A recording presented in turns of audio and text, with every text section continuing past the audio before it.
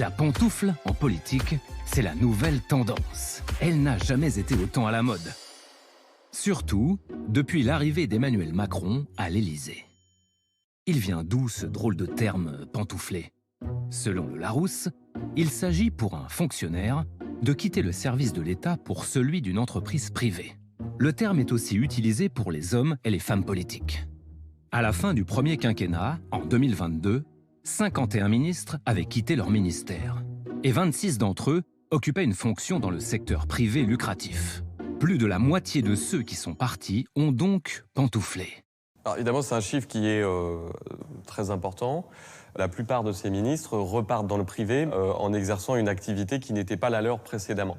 Et là, c'est une vraie reconversion qui peut évidemment interroger parce qu'il peut laisser entendre que l'exercice d'une fonction ministérielle est un véritable tremplin pour se reconvertir professionnellement dans des activités plus lucratives.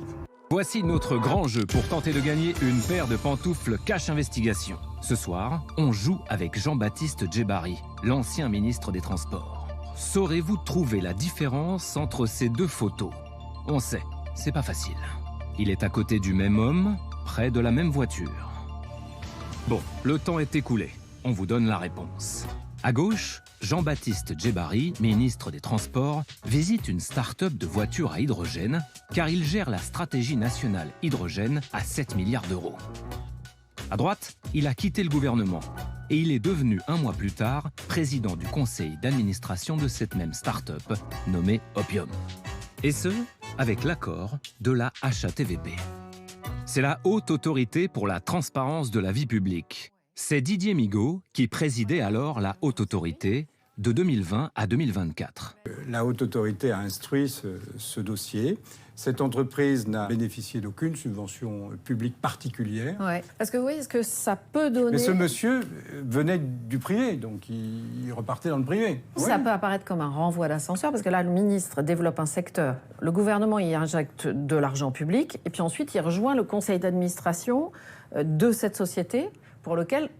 pas uniquement cette société, mais pour lequel de l'argent public a été investi. Donc, non. Vous comprenez oui, ma question? Sur le secteur global. Oui. Mais pas en direction de cette entreprise.